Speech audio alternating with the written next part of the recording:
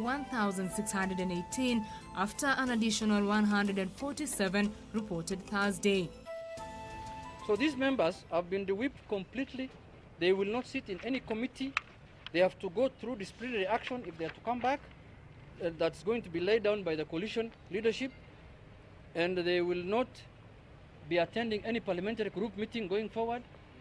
They will not be associated. They are completely isolated. They will not be associating with us as a NASA coalition. Cleaning the NASA coalition, perceived rebel MPs de-whipped. And the curtain falls on Nairobi's landmark hotel. Norfolk closes shop indefinitely.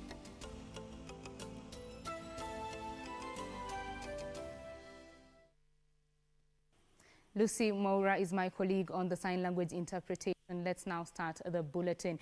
In Kenya, coronavirus, with the country recording 147 new cases in the last 24 hours out of 123 the previous day. The country lost 3 more patients over a similar period, with the Health Cabinet Secretary Mutahi Kagwe sounding a warning that worst is yet to come. Nairobi County leads in the number of infections at 835, closely followed by Mombasa at 490, Kajiado at 65 and Kiambu with 39 cases. Purity Museo reports. Numbers keep rising, and the government is now worried that the future is not promising after the country recorded 147 new coronavirus cases in the last 24 hours. 147 people have tested positive out of 2,831 samples now tested. This means that Kenya now has 1,618 people who have now tested positive. The cumulative test conducted so far is 70,172. According to the Ministry of Health, 32 counties have so far been affected, with Nairobi recording the highest number at 835. Infections are growing within the counties. 32 out of the 47 counties, Kiambu included, have so far recorded cases of the disease. This number accounts for more than 60% of the counties affected. Kiambu County has recorded 39 cases, placing it at number 4, behind Nairobi at 835, Mombasa at 490, and Kajiado at 65. This, ladies and gentlemen, is a worrying trend. The new cases are spread out across at least 11 counties, with Nairobi leading by 90 cases, followed by Mombasa with 41 and Kiambu 3. I'm also glad to inform you that today we have discharged 13 patients who have recovered from the disease, and we are always happy to hear that. So our total number of recoveries now stands at 421. On a sad note, however, we have lost 3 people. Because we wanted to be dedicated fully to COVID, we realized there is need to have a fully operational ICU of 14 beds, and that will require some resources. Will require a radiology department because of X-ray and the related complications, and ultrasound equipment, and a renal unit so that we can be able to do dialysis and so on.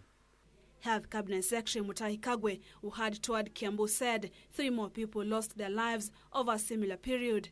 Kagwe using the opportunity to implore on Kenyans not to let down their guard at almost the 11th hour, but adhere to set guidelines. This may sound very simple and therefore easy to ignore, but experience from elsewhere has shown that they are the most effective ways to tackle this virus. ICT Cabinet Secretary Joe Mosheru, who had accompanied Kagwe, urged Kenyans to heed the president's call to take personal responsibility in helping to contain the spread of coronavirus. As a country, we must be together. The president is very clear that we need to all take responsibility. This is not a government responsibility, it's not a county government responsibility, it's for everybody.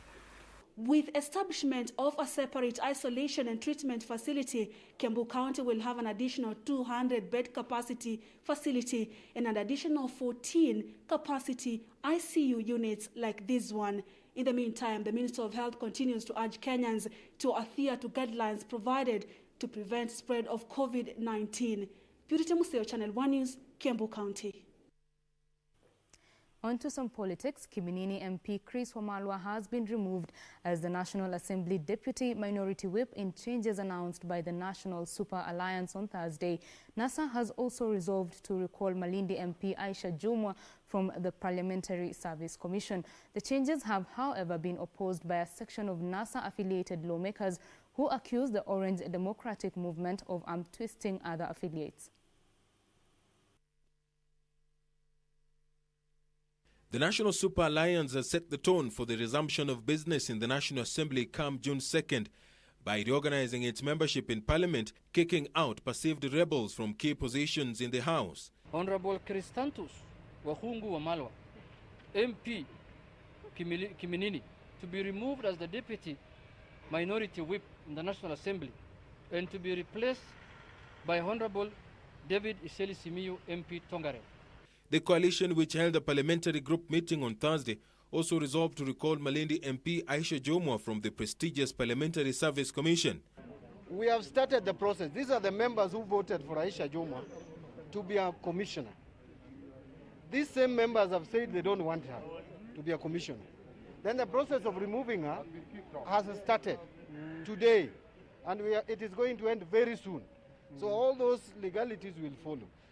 Jumwa's run-ins with the Orange Democratic Movement dates back to 2018 when she was accused by the party of throwing her weight behind the deputy president. Those dewept from committees include South Mugirango MP Silvanus Osoro from Agriculture and Implementation Committees, John Lodepe, Defense and Foreign Relations. Catherine Wambilianga has been dewept from Labour, Education and Committee on Selection. Also removed are Butere MP Tindi Mwale from 3 departmental committees. Other Sarugenya MP David Ochieng, Karuleni MP Paul Katana, Vincent Kemosi and Jomvu MP Badi Twalib. Honorable David Ochieng, I heard him yesterday saying that he has not been given any committee by NASA. When he came to Parliament, he came to my office and I gave him the committees that were served by Honorable Chris Karan, who was serving in the Health Committee, and I told him go and serve in those committees because he also represents the same constituency. Now let him go and look with that party of his Millennium Development Goal, which is called what? MDG. The changes have, however, been criticized by some of the victims of the reorganization who have accused ODM of muzzling democracy in the coalition.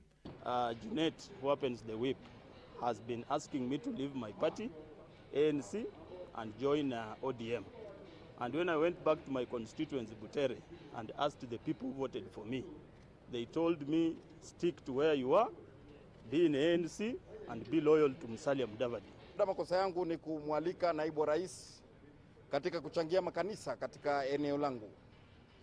La tatu, labda pengine ni urafiki wangu wa karibu kwa sababu naibu wa rais amekuwa nyumbani kwangu mara 2 na hiyo yajulikana. Labda hayo ndio makosa yangu. Mpaka wa leo wale wanasema wanataka kwenda kuungana na wengine, wana huru kufanya hivyo. Lakini kama wanasema NASA imekufa, mbona hawaandiki barua ya kujiondoa?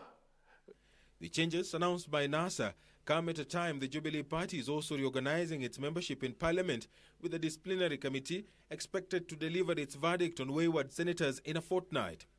The leadership of the National Super Alliance in the National Assembly says the changes announced today are meant to bolster the efforts by the President to achieve the Big Four agenda. For Channel 1 News, I am Edward Kabasa. Thank you, Edward, for that report. Now, 2 people have been arrested in Narok South in connection with the ongoing clashes between communities living in the area. Narok County Deputy Commissioner Felix Kisalu says the 2 suspects face charges of incitement to violence, even as he warned that the government will crack down on all criminal elements in the area. Kisalu, however, says the total number of those killed in the violence has climbed to 9 following the death of 1 more person in Olposimoro. Tension is still high in Ololoipanki and Oloruashi of Narok South, with even the presence of government security forces on the ground. Inter-community clashes that erupted on Saturday following allegations of livestock theft has so far left 9 people dead, with dozens of houses reduced to ashes. Kwa hivyo ningependa kutoa tahadhari. Ile kijiji ambayo tutasikia nduru, mzee wa mitaa wa hiyo kijiji, wazee wa hiyo kijiji na wanakijiji wote wataweza kutueleza ni kwa sababu gani wanapiga nduru. 2 more people have been arrested, even as the government warns that it will not tolerate incitement to violence in the region. Hawa watu wawili waliweza kuanzisha hiyo nduru kule na Ndoroboni, na hiyo nduru ikaenda ikaspread mpaka Rokiat, Triangle, Olmekenyu, Sogo mpaka huko Sagamian. A contingent of police comprising of the General Service Unit, the Rapid Deployment Unit and the Anti-Stock Theft Unit are combing the restive region for weapons, following a government directive that everyone must surrender their weapons. Nominated MP David Ole Sankok, while supporting government disarmament exercise in the area, condemned the killing of innocent people, saying the backward culture of valuing cows should be eradicated. Jameni, hii lazima ikome. Serikali tumia nguvu yote ili tukomeshe hii upuzi. Hatutakubali tena upuzi kama hiyo katika jamii yetu ya Narok. Hatuwezi kubali. In Baringo County, a security operation has been launched to mop up illegal firearms, with government issuing a stern warning to bandits operating in the area. We have names of culprits, and as I've told you, already we have 4 in our custody who are helping us to go identify the others. These are the main characters. The government hopes that the disarmament can help end the decades-old banditry and tribal conflict in the region. Suleiman Yeri, Channel 1 News. Now, the Defense Cabinet Secretary, Ambassador Monica Juma, has challenged the African countries to come up with viable national security policies that will better Africa in its quest to achieve sustainable development goals.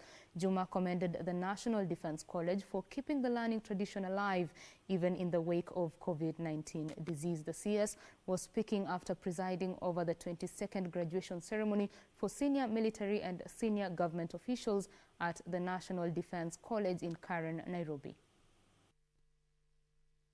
I am persuaded that we have a cohort of strategic leaders that will forge a common vision for a continent and world whose destiny is inextricably linked.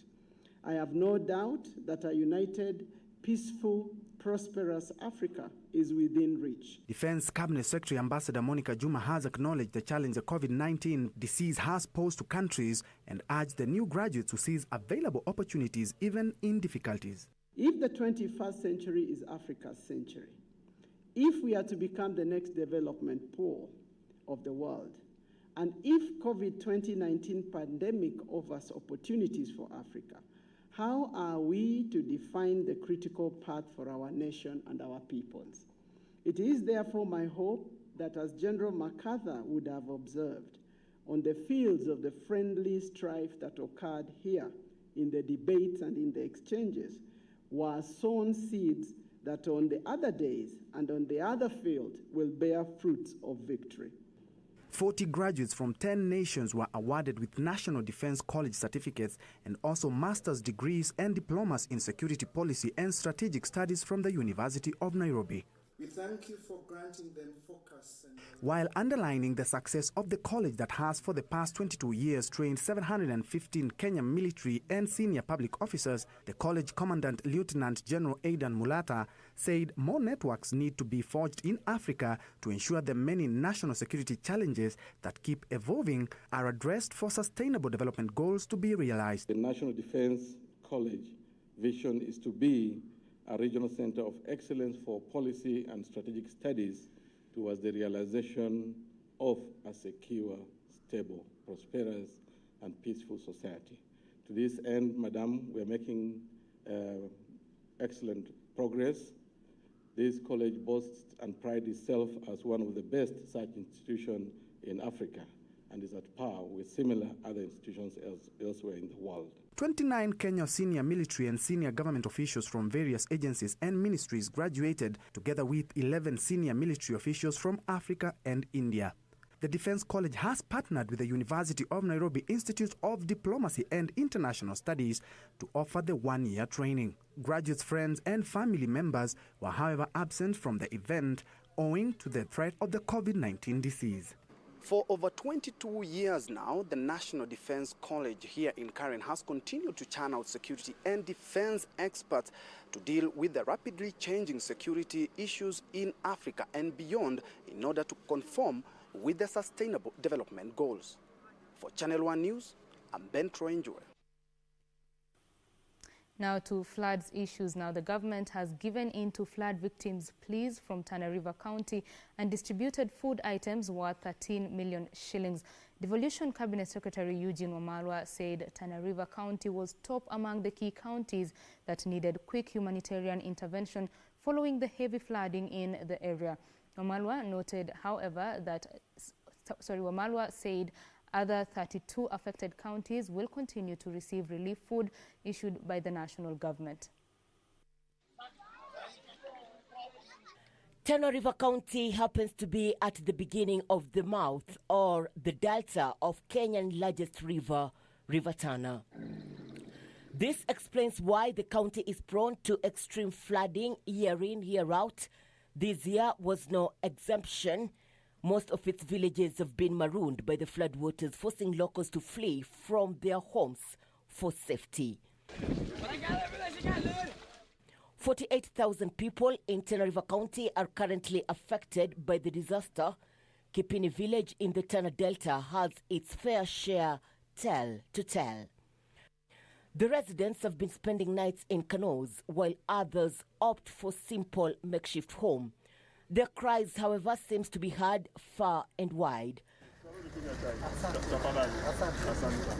The national government has directed food donation worth 13 million shillings to the victims in the region. Whatever we have received here today should not even be held here for 24 hours. It must leave immediately because it is needed by the families in Tana River, and everything that we want to release today, we want it to go directly to... The Egyptian government chipping in with donations of 1,840 bags of rice, 600 bags of beans, and several cartons of vegetable oil. The only thing we want to ask is that as the rain subside, we do not want the families and those who have been displaced by water to be in a hurry to go back where the water was. And we are asking all our county governments to work closely with the national government as we go into June. Because of the heavy rains now, we know where riparian land is. Egyptian ambassador to Kenya, Khalid Al-Abiad, while lauding the two countries' relationship, said Egypt will not relent in supporting Kenya from calamities. It's a small token of friendship, brotherhood, and reflects the deep ties between our people. We must now work on how we can support these families settle in safer areas. In areas like West Pokot, we have already constructed houses with the support of the counties and our donors, and we are moving the families into their new homes. The national government says 29 people have succumbed to the floods and landslides in the past 1 week alone as waters overflow in major rivers and lakes. To date, 810,655 people have been displaced and are in dire need of relief assistance. Irene Mchuma Udim, Channel 1. Well, that story by Irene Muchuma Odim takes us to our first break here on Business Insight, but don't go too far. We'll be back with more news.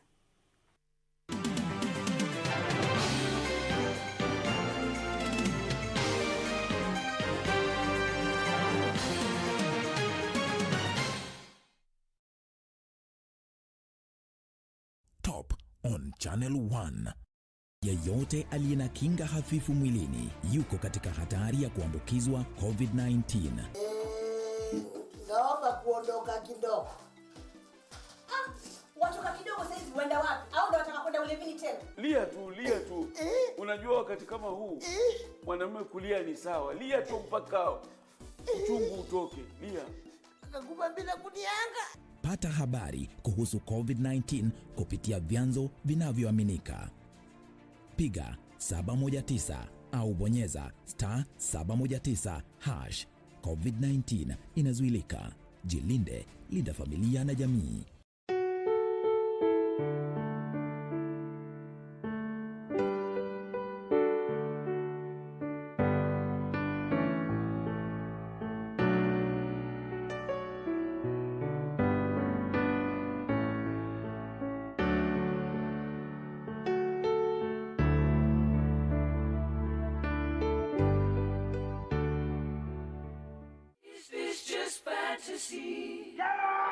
Caught in a landslide.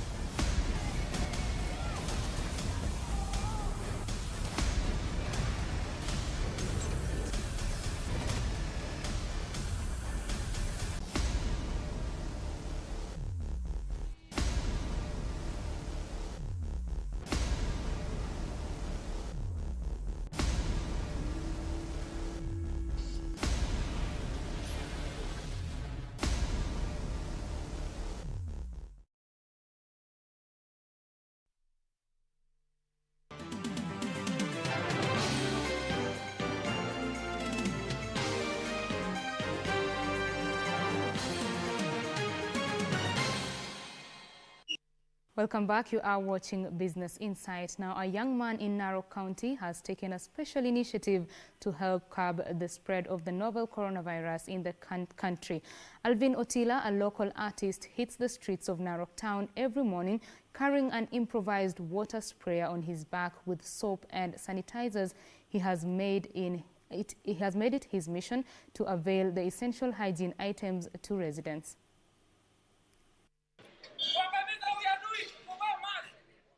A walk on the streets of Narok town and one is likely to bump into this young man.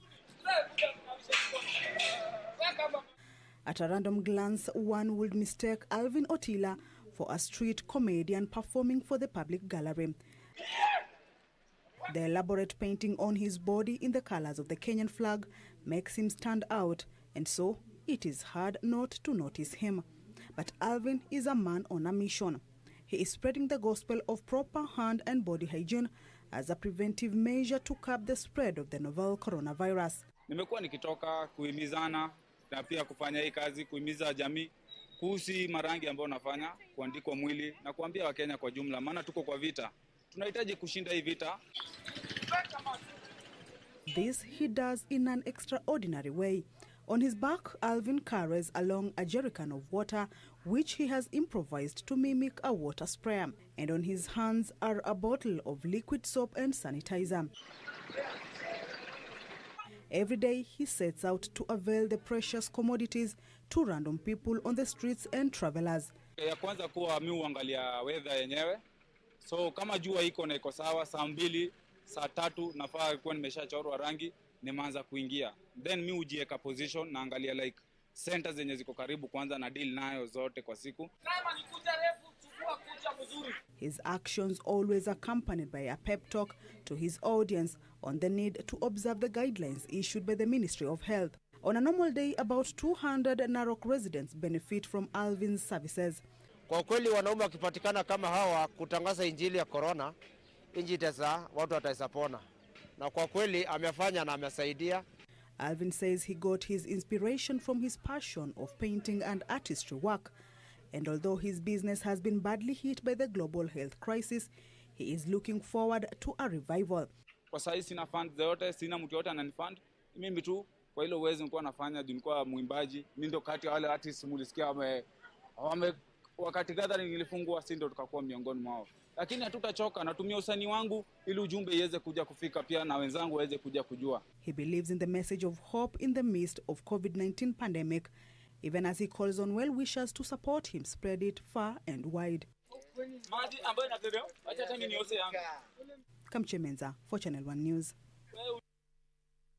Alvin Otila there just doing what he can in the fight against the pandemic. Be sure to do your part. Remember to sanitize and also wear your face masks. Now, having a baby is considered one of the most memorable and significant life milestones for any person. Amid the current pandemic, however, this experience for some comes with a unique set of challenges. Strict adherence to self-isolation at home has created a new problem that puts children at risk of contracting the novel coronavirus that causes COVID-19. Tonight on our coronavirus fact sheet, we give you tips on how to best care for your newborn child.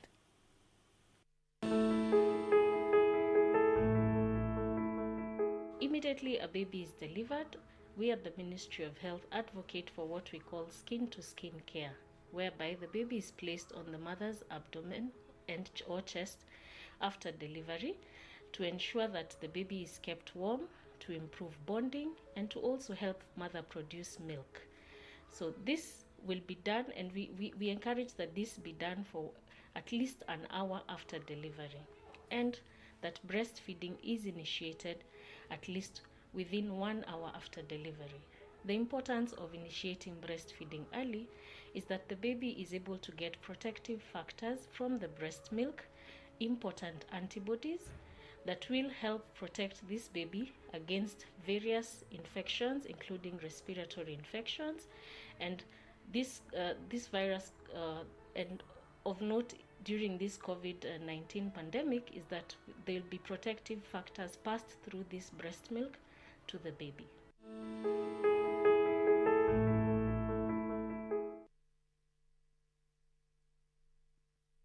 Across borders now, tension is high in Zambia over reports that Chinese factory managers have been forcing employees to sleep at work to stop the spread of the new coronavirus.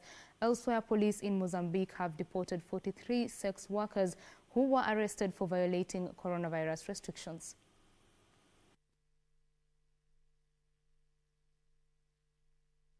Zambians citizens are up in arms following reports that Chinese factory managers have been forcing employees to sleep at work to stop the spread of coronavirus.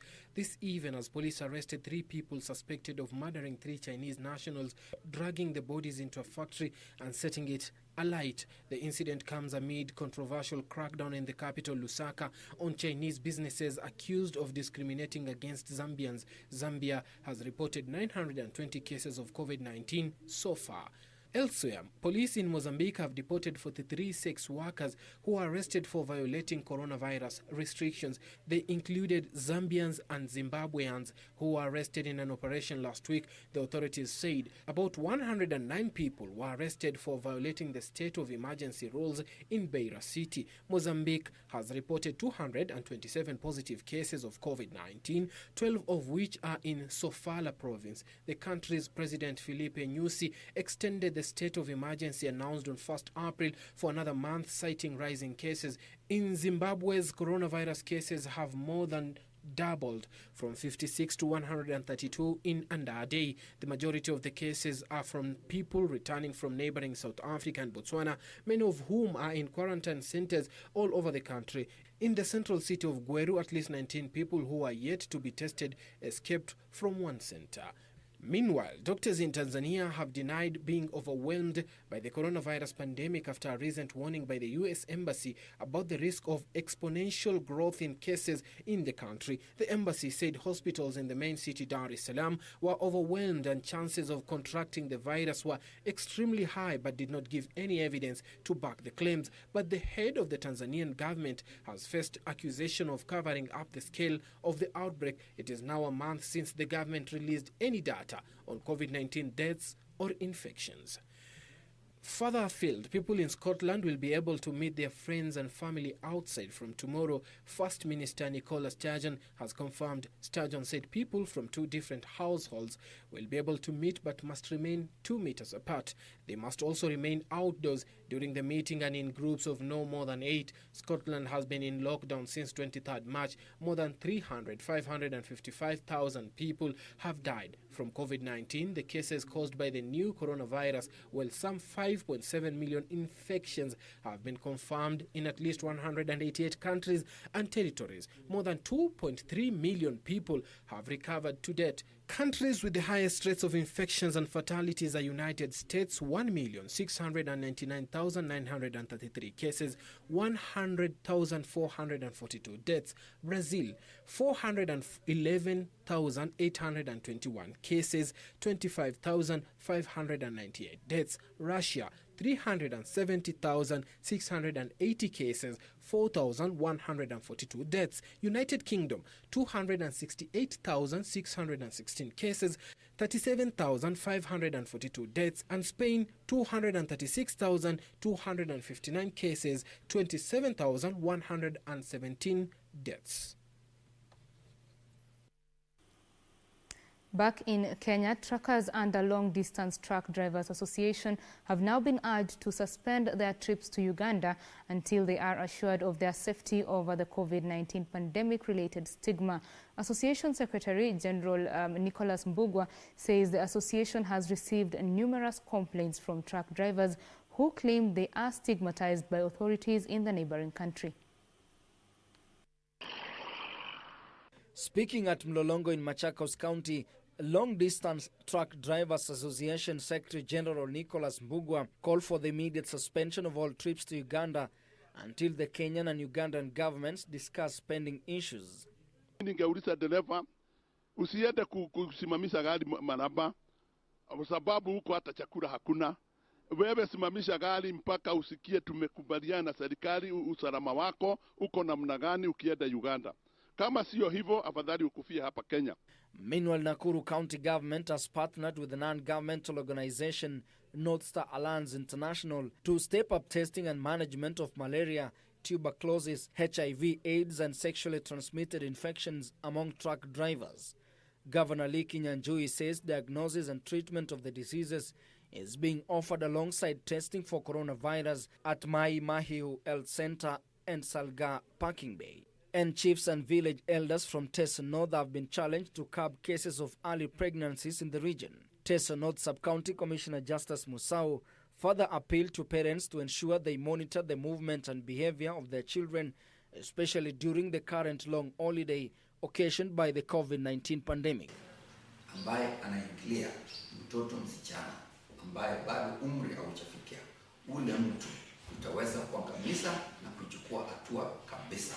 In Turkana, County Commissioner Mudhama Wambua has called on security officers to be more vigilant when inspecting vehicles at the border crossing points in efforts to combat the spread of coronavirus in the county.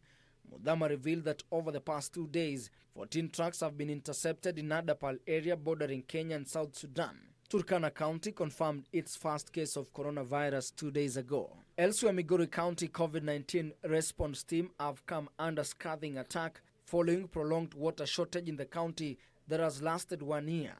The team, led by CEC in charge of public services Sheila Gathi, were confronted by members of the public who demanded an explanation why the county government has not restored water supply.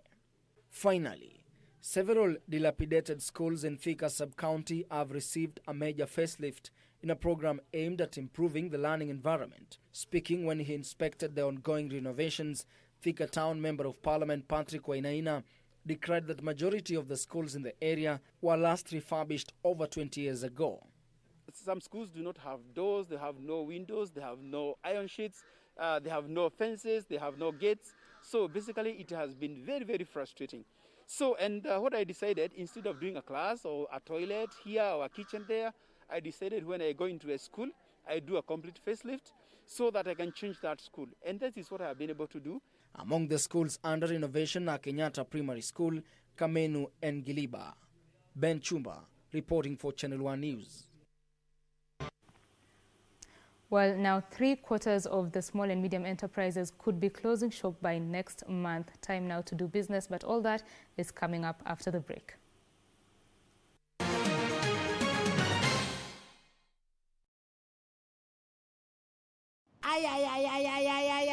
unanipigia na reverse call. Unajua ile kitu naweza reverse peke yake ni Land Rover, nikiendea wahalifu mahali wako ndio wakucha wameingia kwa Land Rover chup chup, lakini wewe kunipigia reverse call. Why are you defrauding the government? No. Look for the airtime and call me. Okay? Kupata police reverse, bonyeza *811 *960 #. Bonyeza *811 *960 #. Unasikia? Next on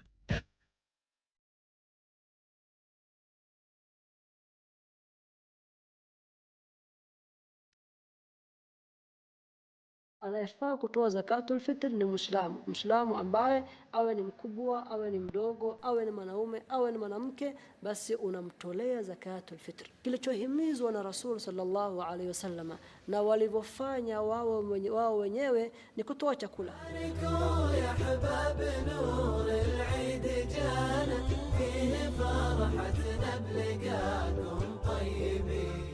On the next episode of Ashoka.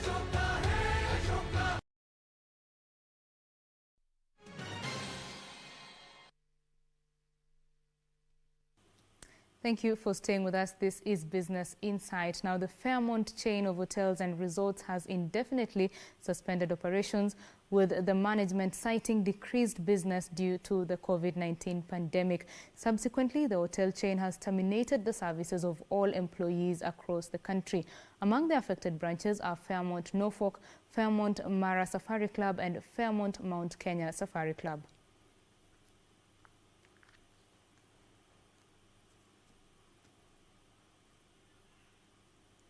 It attributes to travel restrictions and reduced business activity due to coronavirus pandemic.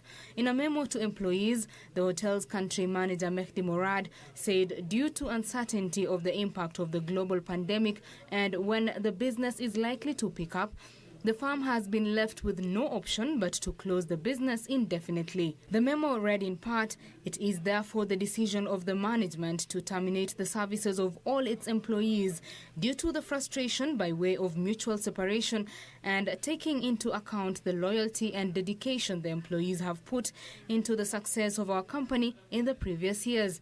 Further, the chain says flooding at the Masai Mara National Reserve destroyed equipment at the Fairmont Mara Safari Club. Many Kenyans drew their livelihood from the iconic Norfolk Hotel in Nairobi. Ukiangalia hapa ndio wanga tunapark magari zetu. Tunapark magari zetu hapa tukitegemea wageni watoke kwa hii hoteli tuwachukue tuwapeleke mahali tofauti, lakini kwa sasa hatuko sababu ya corona.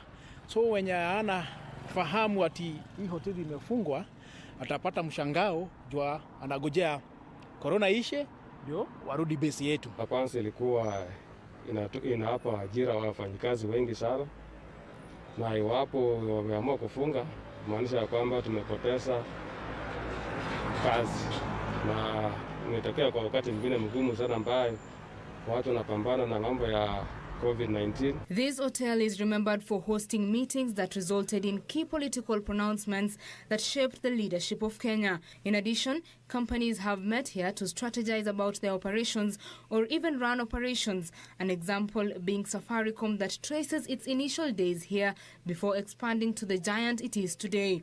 Those we interviewed had good memories of this facility. Nitakumbuka sababu kitu ya kwanza wale wageni walikuwa wanatoka ng'ambo. Mostly ilikuwa nafanya hapa, ilikuwa wanakuja hapa wanaweka magari hapa, tuna interact nao kidogo kidogo, wanatujulisha penye wametoka, wanauliza sisi mambo ambayo yanatokea hapa, na imani ya kwamba hiyo ndio mambo ambayo yatatokea. Wale wageni kutoka ng'ambo ambao si nchi za ng'ambo walikuwa wanakuja hapa, tulikuwa naongea nao. Hotel occupancy has drastically reduced to a single-digit figure from a high average of 75% before the COVID-19 pandemic. More sad news for the business community. 3/4 of small and medium enterprises risk closing shop by end of next month due to challenges in accessing credit to cushion them from the impact of COVID-19. Central Bank Governor Dr. Patrick Njoroge says there is an urgent need to put in place credit guarantee schemes that will cushion the vulnerable small businesses upon which the economy highly depends on. Movement restrictions have resulted in reduced businesses for most enterprises. This has made it even harder for small business operators to access loans to capitalize their ventures. Central Bank Governor Dr. Patrick Njoroge, who was speaking during a post-monetary policy committee briefing, said that SMEs are the most vulnerable businesses that could close shop more quickly due to lack of reserve credit. 3/4 of SMEs, of the surveyed SMEs, do not have cash beyond 2 months. So that means by end June, these 3/4 of SMEs would be, they're on the ropes. They'll be gone. He said that the pandemic has hit small businesses harder, with most SMEs struggling to maintain staff and running costs. They don't have any cash to keep the lights on, to pay for even, all the things, supplies, if they have to get supplies, or even to pay for their own workers themselves. Many small businesses have switched their production to essential items such as masks, personal protective equipment and cleaning materials to survive. Njoroge says the solution should not only be about financing but also ensuring that SMEs produce for certain markets. Whatever policy action that is taken place, that will be put in place, to be focused not just on finance but also on the other side of it, which is the plus side, which is the products and things like that, so that the SMEs can actually produce for particular markets. He says the situation for SMEs is very dire and it could get worse without urgent intervention. Kenya's micro, small and medium enterprises contribute about 40% to the GDP. Betty Kiptum, Channel 1 Business. Now, this year's budget would be read in 2 weeks. Our senior business reporter Regina Manyara-Gitau engaged Ken Wachira, a legal and economy expert at Rodley & Partner, on how the 2020-2021 financial year budget could be financed and which areas are likely to be prioritized. This is how the discussion went. The government intends to spend 2.91 trillion shillings for the fiscal year 2020-2021. Good evening, I'm Regina Manyara-Gitau. We are going to be trying to anticipate what the Cabinet Secretary Ukur Yatani will be presenting in not too long, actually 2 weeks from now. Who are going to be the beneficiaries and where's the money? Taking us through that conversation is a legal and economy expert from Rodley & Partner, that is Ken Wachira. Thank you for making time. Thanks, Regina. Now, if you were in the National Cabinet Secretary's shoes, that is Ukur Yatani, which areas would you prioritize for the year 2020-2021? Where would you spend the money? All right, thanks for having me. If I was the CS, I would prioritize 3 areas. Manufacturing, so that we're able to generate revenue. Food security, people need to eat in order to work. And health, of course, because we haven't seen the extent of the pandemic. So it would be good to create some form of reserve to cater for any eventualities. If the situation turns negative or worse than it is right now, at least it would be good knowing that we have a buffer to cater for that. So Ken, in those 3 areas that you have singled out, manufacturing, food security, healthcare, were predominantly also main beneficiaries for the year 2020-2019 under the government's Big 4 agenda. So do you see them also taking more priority in this year's, or rather 2020-2021 fiscal policy? Yes, I think the government has already, the train has already left the station. So the government still will need to put in more money to fund its project under the Agenda 4. And again, where the money is supposed to come from to fund this budget, ideally would be to capitalize on the gains that have been made so far on the Agenda 4. If it's manufacturing... You just preempted my question. Now you've said we have 2.91 trillion shillings that we intend, or rather the government intends to spend for 2020-2021. Yes. Where is the money? Global economy has been suffering. Things have not been made easier by COVID. Then here we are with a 2.9 trillion budget. So what the CS has done this year is try to save money or to come up to meet budget by saving money, by cutting expenses. So recurrent expense, I think, has been cut down by around 10 billion. Development expenses as well has also been cut down. We've seen certain levels or arms of government that will receive less funding. National Assembly, Judiciary, their budget will not be, it's been cut basically. And then it's the CS rationale that if I'm able to save expenses, I might be able to meet budget. Okay. Yeah, so we are looking at savings and revenue collection and borrowing. Now let's focus on revenue collection. Like KRA, or the taxman, has been charged with collecting around 1.9 trillion shillings of the budget. And the taxman has for years been missing its target. Yes. So do you think it's going to meet this 1.9 trillion target this year or in the next financial year? I'm an optimist, so let me say yes, but reality is different. Now let's focus on the reality. On the reality. Of it, yes. I don't think they're going to meet budget. They're going to meet the allocation, the target allocation or target collection, because a number of factors. As you've mentioned, previously they've not been able to meet the target collection. And again, this year things have been made difficult, not even from this year. Effects of COVID started being felt from last year. So our exports, imports were, we import more than we export. And again, now we cannot export as we used to because of COVID. Markets are not operational. We see now people are working from home because of the COVID measures to curb COVID. And because now operations are not normal, KRA cannot collect or tax. People are not buying goods normally the way they would do. So that means KRA is not collecting on VAT. So they're not consumption tax, they're not collecting on it. So I think because of those reasons, KRA may not be able to hit its target. It's a target, 1.9 trillion target. Now, since we're talking about revenue collection, government made a few interventions, especially, in light of the COVID situation. One was the issue on the pay as you earn, and the other one was on the VAT. Do you think these interventions are for long term, for the long haul? It would be good if it's for the long term, because VAT will make goods affordable. Reduction in VAT will make goods affordable. That will have an effect on inflation. So if inflation goes up and VAT has gone down, people will be able to at least buy food and spend money. But I don't think it's going to be for the long haul, because as you've mentioned, the government has a huge deficit on its budget. So they will need to come up with revenue collection measures. And in my view, one of the things they will do after the situation has normalizes is push back VAT to 16%. Yeah. So it's just for the time being. There's been discussion of widening the tax base to also include traders who do their business online. Yes. What's your take on that? It's digital tax. It's a good thing. I think what has been provided in the Finance Bill 2020 is a bit rushed. They have not specified what or how or who will be taxed, who will be taxed. For example, I'll give an example. If you're a Jumia, for example, you do not sell products online. You provide a platform where sellers can sell their wares. So how will you tax Jumia, for example? Will Jumia fall in that bracket? Yeah.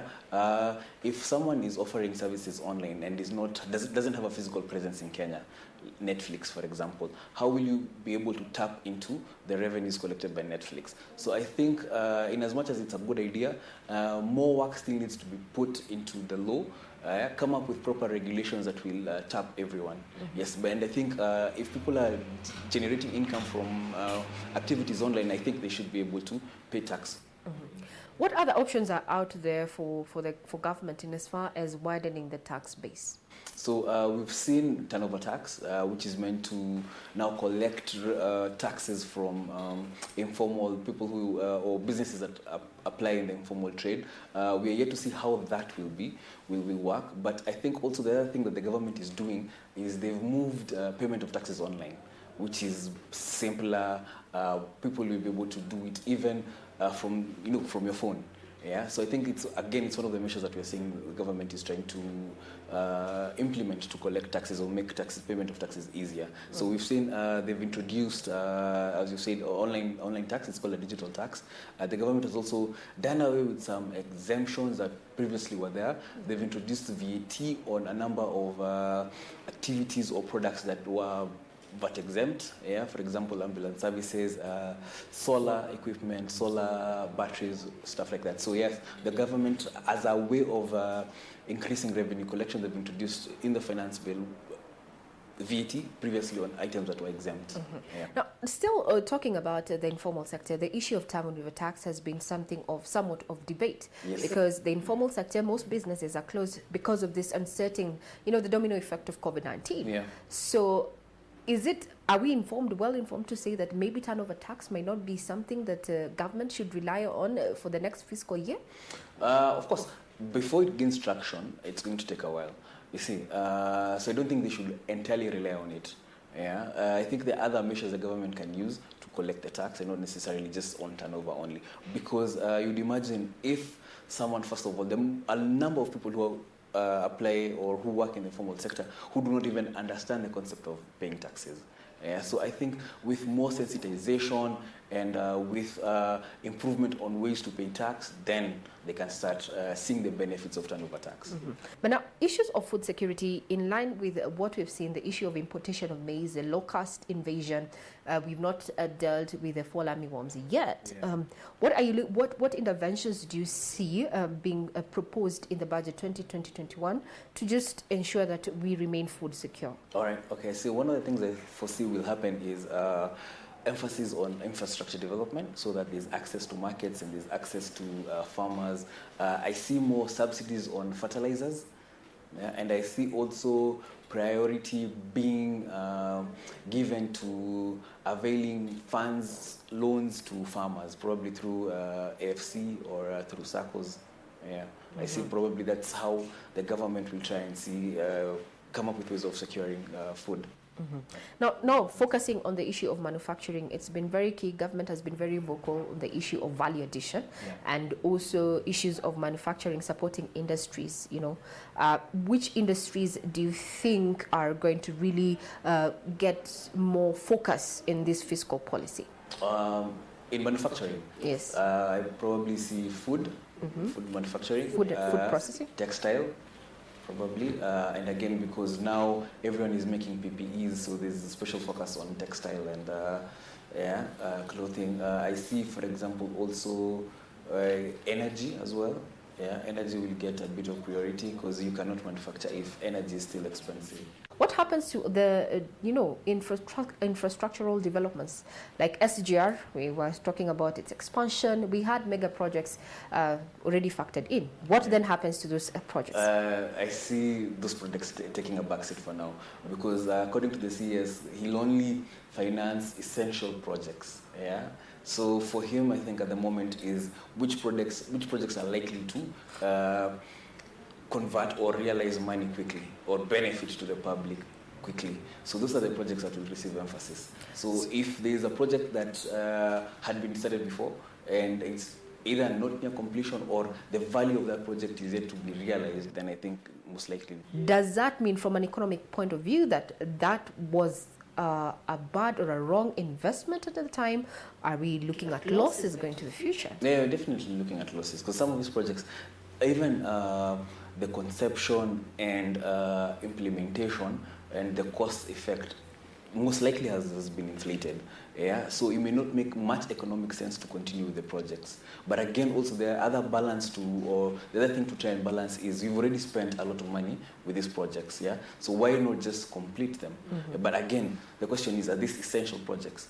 Yeah, if they're not going to bring benefits to the public, what's the need of prioritizing them now, yet there are other areas that need a focus. Yeah. Earlier you had mentioned that one of the ways that the CS is going to be looking at, just trying to finance the budget is cut costs, especially on government expenditure. Yes. Are we expecting, major changes, especially in terms of salaries? We know it takes up a majority of the revenue collected. According to the budget estimates, the salary cuts will save about 10 billion, if I'm not mistaken. So yes, it's not compared to the 1.8 or 2-point-something trillion budget. It's something small, but at least it's savings in a way. Yes, we're going to see. I don't think promotions will be there, at least for the next 2 or 3 years, and I don't see any salaries being reviewed upwards. No promotions in the next 2-3 years. No salary increment. I don't know what especially civil servants have to say about this. Do you think it's going to be an uproar of sorts? I expect it. And disquiet. The reality of the situation is that everyone is subjected to, or everyone has had to endure a cut one way or another. Even us in the private sector, as in we've had to accept our earnings will not be the same as it was pre-COVID. Yeah, okay. Now, the Parliamentary Budget Office has called for the prioritization of the healthcare, sector 2020-2021. It seems that you're reading from the same page.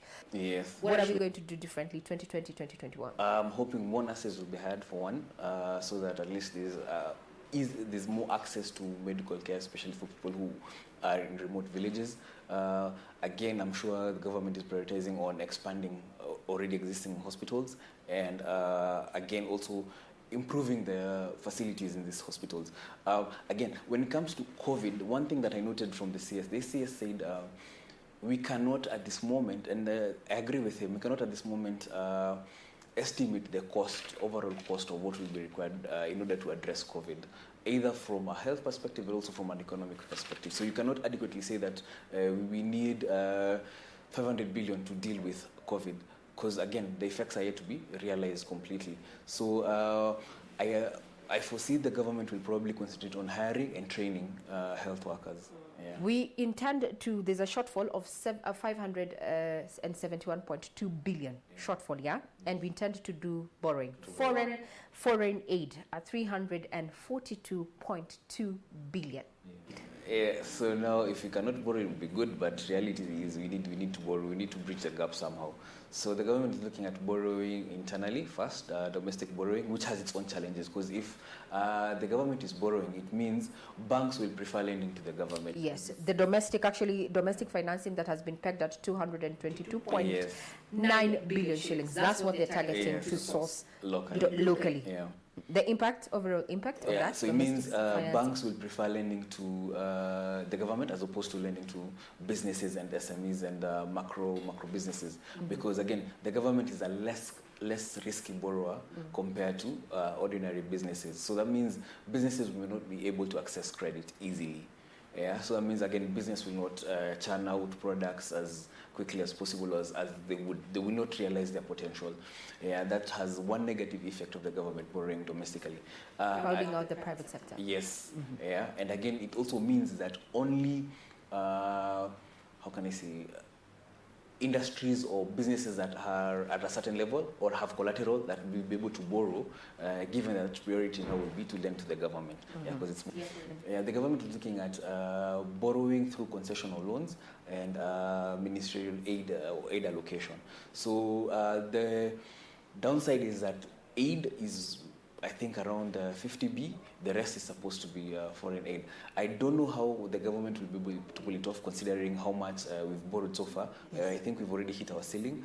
So that may be a challenge. Again, also, the other thing the government can do is restructure existing loans. So if you're able to defer payments, you're able to defer interest payments, at least it gives the government breathing space to at least reorganize one or two things and buy them. Okay. Yeah. Now, how does the Kenya's debt status, make us look, or rather, how does that now Kenya stand in terms of investor confidence? Has it affected investor confidence, our current debt status? So we haven't, we yet to see that. Probably this is something that we'll see maybe towards the last quarter of the year. But currently, according to World Bank, we've already surpassed the 50% mark. Yeah, we've borrowed more than 50% of our GDP, which is not what is recommended. So again, that will definitely send shockwaves to some investors who may want to inject money in the country. But again, the borrowing also has been necessitated by COVID. Yeah, so hopefully when things resume back to normal, the government can leverage on some of the activities, the projects that are ongoing, to try and see if they can collect revenue and pay off some of these debts. Do you think the government is going to take advantage of the fuel levy? I don't know. You see, touching or implementing a fuel levy is very risky, because once the price of fuel goes up, it means the price of food will go up. Basically, it will have an impact on inflation. So if there's an impact on inflation, then all these cost-saving measures the government will be doing may not necessarily work. or they will not be felt by the common man. So I think if they should tread carefully. I don't think they should, again, because I'm a consumer and it'll affect me. Oh, you're speaking from a consumer point of view. We want you to speak like an expert, and you've been put on the corner. Like, what options do you have as our CS and the hot seat right now? I wouldn't want to increase the cost of fuel. You wouldn't. Because it'll have an overall impact on inflation. 500 million has been set aside, or rather been uttered to be set aside to just aid the tourism sector get back on its feet. Yes. Is it enough? I think it's a start. It may not necessarily be enough, but it's a start. I have a friend who's in the tourism industry. He's complaining always.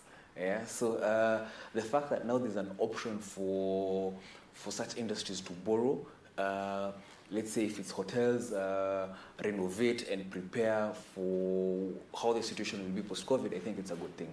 I think it's a start. I think it could be what is actually required to kickstart the industry once everything goes back to normal. 2.91 trillion shillings with this current economic situation. Is it feasible? I wouldn't want to be in his seat, to be honest. I think he's headed for sleepless nights, not even for this quarter until the end of the year or until this crisis is over. One, because we need to borrow approximately 1 billion. That's not easy. Again, he needs to balance the various interests. As I mentioned, COVID, you cannot adequately budget for COVID. So you can't say you will spend X amount and this will be enough for COVID. So I think those uncertainties, and the fact that even if COVID, everything goes back to normal today, you still have exports, other markets to consider. We're looking at people going back to work, that confidence going back, people starting to spend normally the way they used to spend. So I don't think he's in a comfortable situation. I don't think he's in a comfortable position. And again, for the budget, I think my view is that we have tried to consider all key sectors. The way we now get to the 2.8 trillion is not what I may necessarily agree with. I don't think additional borrowing is what we need at the moment. The fact that now we've even surpassed the level that is recommended by World Bank, I think it's something that could be worrying. We should be worrying. You see, someone argued that we raised our debt ceiling to 9 trillion, so we're well within our target as Kenya. But then how does it portend out there? Again, the thing is this, you can't, the fact that if you have a problem and you cover it up, it doesn't go away. You have to deal with the problem. So the fact that the ceiling has been raised does not take care of the problem, basically the underlying problem, which is the appetite to borrow. So we need to come up with ways of generating revenue as opposed to borrowing. So borrowing is not a replacement of revenue generating activities. So that's what we need to go back and think. So what do we need to do to spur revenue generation? From an economic point of view, Kenyans would be thinking 2020 was a year to do investments. Some investments have stalled. Then what do we do? Do we save? Do we spend? From a point of view, in terms of, from an economic point of view? Definitely Wanjiku should brace herself for things getting a bit more difficult than they are at the moment. My take would be Wanjiku should save more as opposed to spending. At the moment, because there's so many uncertainties, markets have been affected, so you don't know what will happen tomorrow. So the best thing would be save and wait and see. Thank you very much, Ken Wachira, for making time to be with us this evening. If you've been watching, this is KBC Channel 1. We're just trying to anticipate what is going to be contained in the 2020-2021 budget. What has come out from this conversation is that 2020-2021 is going to be tough for you and I as Wanjiku. We need to brace for tough times ahead. I'm Regina Manyara Gitao, wishing you pleasant viewing.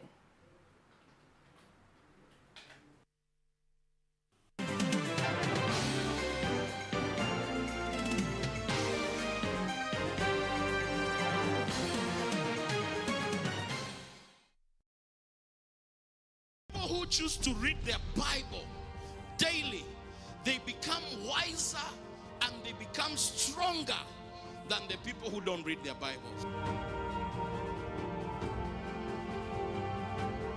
So when you choose hard, difficult things, you become a natural leader.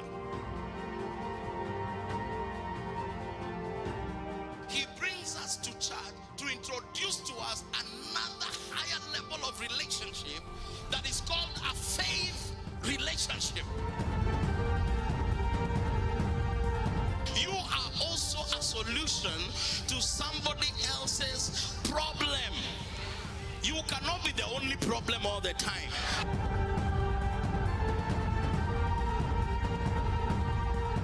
Join Pastor Jimmy Masharia on The Master's Touch this Sunday from 8 a.m.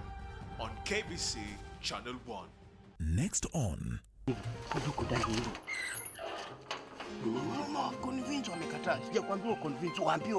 When the deal is too good. You snap it quickly. Anyway, moving on swiftly. So guys, it's been fun entertaining you all this time. Thanks for making us your TV friends. Thanks for tuning in. And thank you for making the show fun. Thank you, thank you, thank you.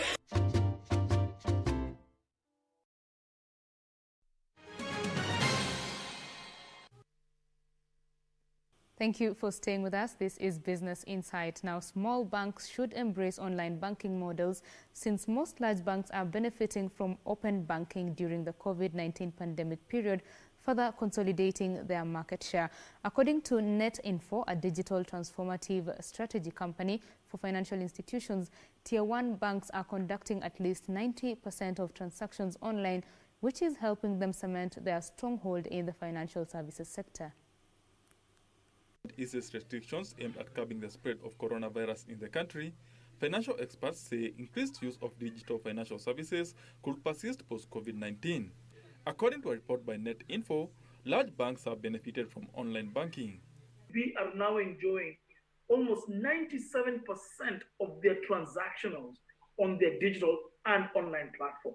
Now, that's a very, very high standard. However, the state is different for small banks who are yet to fully incorporate technology in their systems, a situation that has seen them operate below capacity during the COVID-19 pandemic period. We need to be able to benchmark these things, and yes, we believe that there is a huge gap from Tier 1 banks in Kenya that need to be improved in terms of omnichannel. The report says automation of banking services is due to stiff competition from mobile apps that are less regulated than brick-and-mortar financial institutions. You will find banks will only move as far as the regulations or the regulator allows them to move. Whereas if you look at the fintech space, the regulations are not controlled specifically by what they do, and they have a little bit more flexibility. The report calls on regulators to come up with more stringent rules to protect consumers from falling prey to cybercrime as online banking gains tracked in the country. Benson Rioba reporting for Channel 1 Business.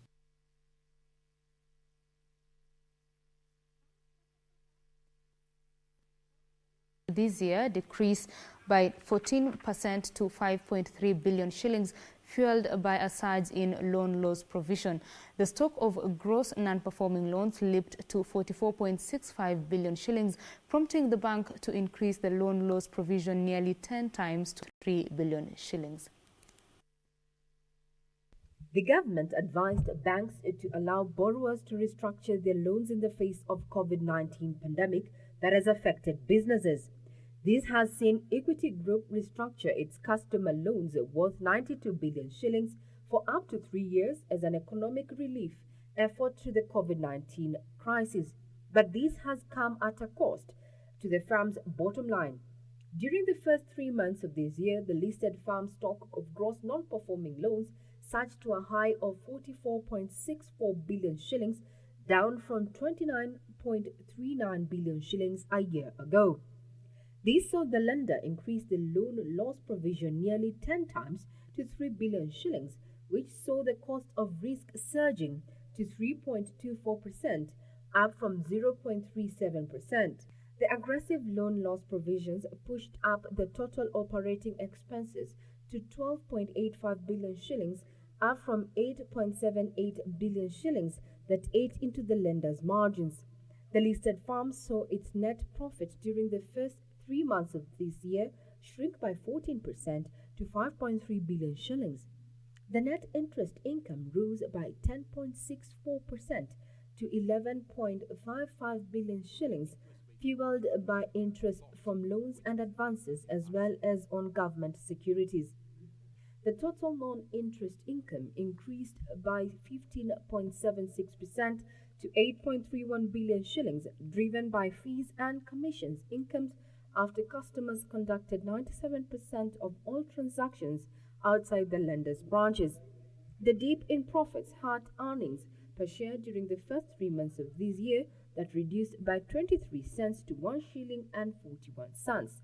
The group CEO James Mwangi says the firm is well positioned to confront the challenges of COVID-19 disruption that is mutating into an economic, financial, and humanitarian crisis. Regina Manyara-Gitao reporting for Channel 1 Business. Now, the government plans to increase the acreage under irrigation by 700,000 by the year 2022 in efforts to boost food production. This plan entails construction and rehabilitation of community water ponds and dams across the country to commercialize farming. Our business reporter Benson Rioba had a chat with the National Irrigation Authority Deputy CEO Vincent Kabuti on the status of the planned construction of 125,000 water ponds and rehabilitation of existing dams. This is how the conversation went. The government, through the National Irrigation Board, has set aside 980 million shillings post-COVID-19 to construct additional dams and water ponds across the country. I had a talk with the Deputy CEO of NIB, and this is what he had to say about this project. Dams are mainly put on river courses. So in terms of the amount of water that can be harnessed, looking at a whole catchment, you can harness a lot of water.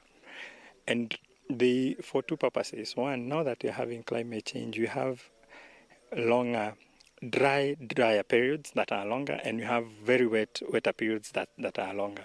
So it means that we have very high peak floods and very dry periods. The dams do a very simple function of stabilizing or buffering. So you have that water available when it is dry, and then that water is kept aside, is harvested when we have the excess floods. So they serve a very big purpose as far as the element of climate resilience is concerned. Concerning dams that have been surrounded with controversies, causing delays in completion, this is what he had to say. Kanakonadu is at 85% completion, and there were disagreements between the National Irrigation Authority and the contractor, the Israeli contractor who was there, because they defaulted on the contract, and we are looking at ways of amicably doing away or terminating our engagement with our contractor. Then we, using our own resources or further engagement with the National Treasury, we see how we can complete that project. But as it is right now, it is under production. The area that was established is under production. So in terms of malpractices, there are really no malpractices. The project is working, and I think it's one of those projects you say is one of the successful projects in terms of achieving high yield of production and automating and modernizing irrigation. River Dam is currently at about 30% completion. It's a very interesting project. The contractor is doing a very good job. Currently, of course, there are a few delays that may be caused by this COVID issue, but the contractor has been very, very innovative to see that they are even able to apply double shift, and we are confident that they are going to complete that project in time. It is fully funded.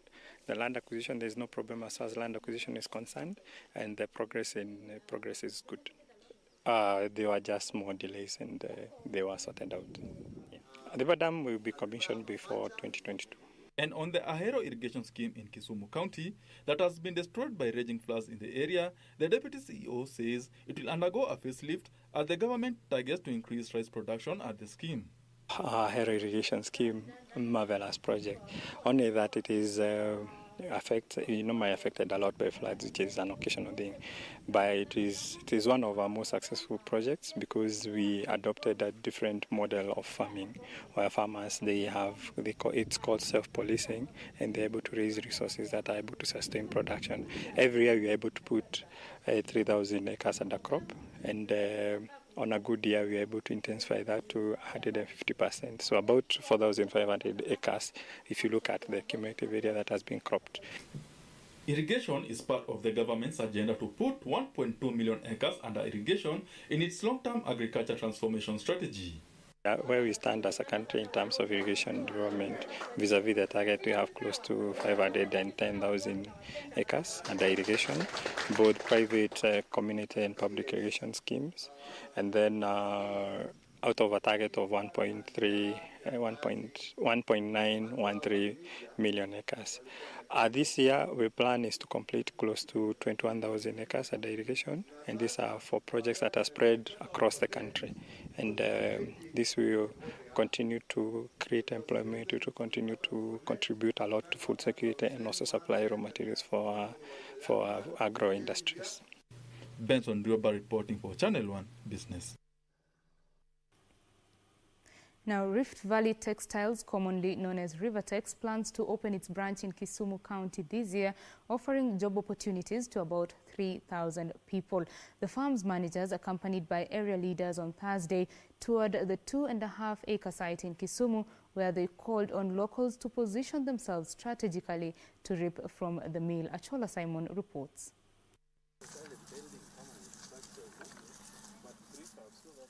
The textile industry in the Nyanza region has received a major boost following plans by the Rift Valley Textile Mills to open its branch in Kisumu. We will start building temporary structures using the locally available resources, using the people within this region, so that we can fast track and move with speed. Kisumu had previously played host to the now defunct Kisumu Cotton Millers, otherwise known as Kikomi, and the closure of the mill was a blow to employees, cotton farmers and other suppliers. Rivertex, we make, currently we are making over 20,000 meters of fabric, and in that value addition, Jane, we want to explore ways of also creating employment across the country. So that is why we are here. This will be our first station outside the factory, and we intend to also start doing so in other counties. Rift Valley textile managers, accompanied by the Nyando legislator Jared Okello, on Thursday inspected a 2.5-acre piece of land that is proposed site for the branch. Locals were encouraged to strategically position themselves and reap from the factory when it starts operation later this year. But I want to appeal to parents and the youths who are out there. Let this project benefit us. And how is it going to benefit us? By changing our perception. This will spur the economic growth of this area. This will improve the living standards of the people here.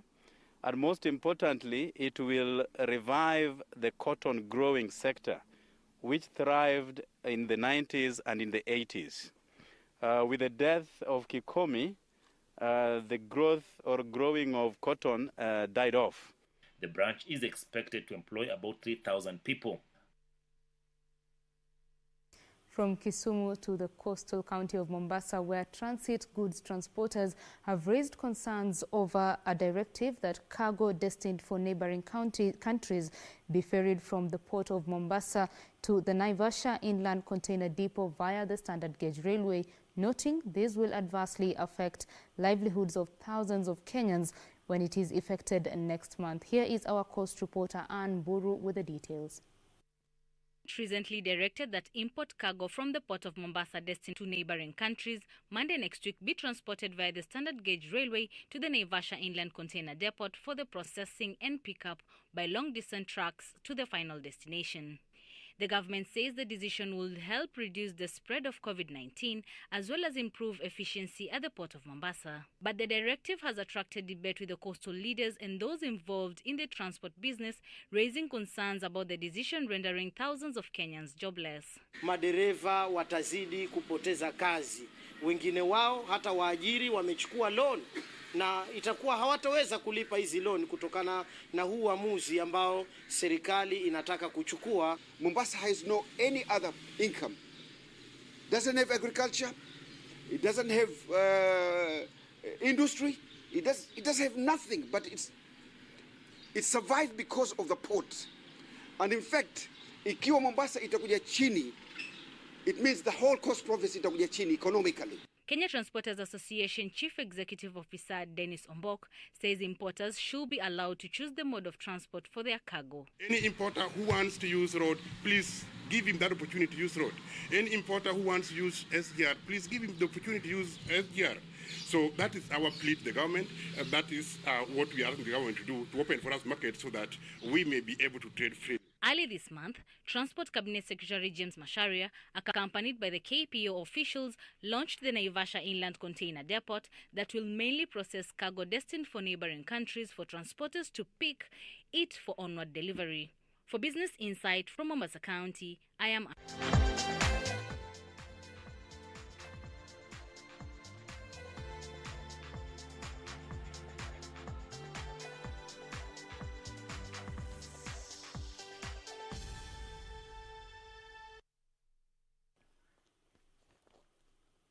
Now let's do the sports. 3 Kenya sports federations for sportsmen and women with disabilities have pleaded with the government to consider disbursing stimulus package to their respective players like it did to footballers and athletics federations in the country.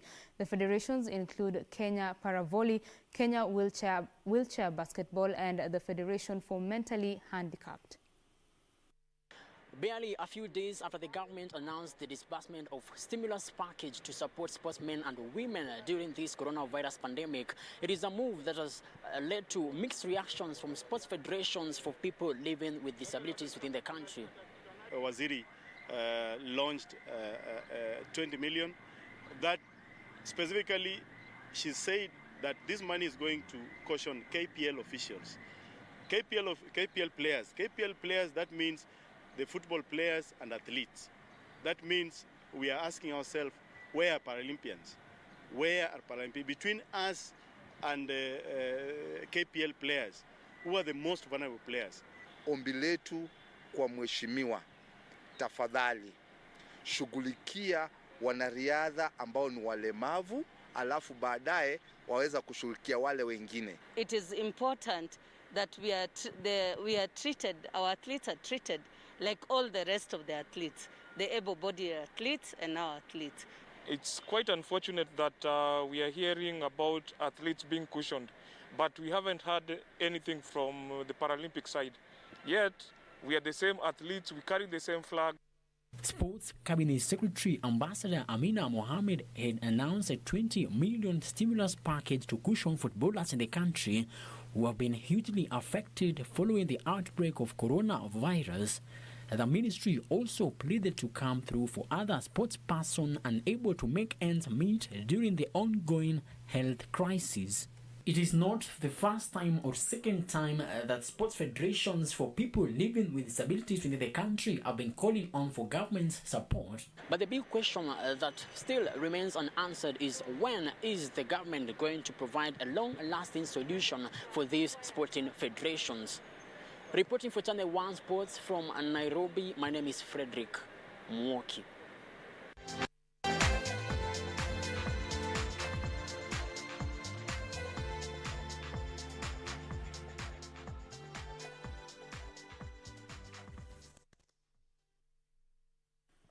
Well, it is on that sporty note that we close Business Insights this evening.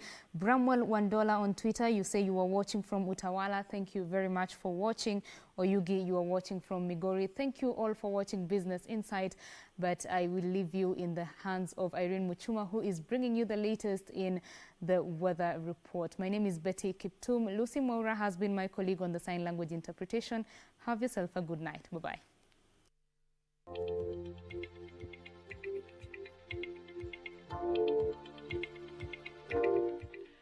All right, time for us to have a look at how the weather will be in the next 24 hours. A very warm welcome.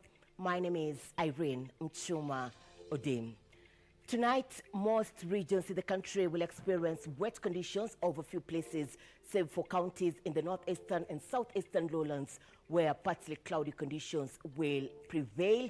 Friday morning, most parts of the country will experience sunny conditions, save for Malindi and Mombasa, where we're expecting showers, and also in Meru and Nairobi, as well as Nyeri. The morning will be cloudy with light rains, and also a few areas in Moyale and Marsabit expect rains, but then these will intensify over the Lake Basin region in the afternoon. Residents in Kericho expect showers, which will be accompanied by thunderstorms, and also residents in Turkana along the border of Kenya and Sudan, you'll experience showers, which will be accompanied by thunderstorms. For residents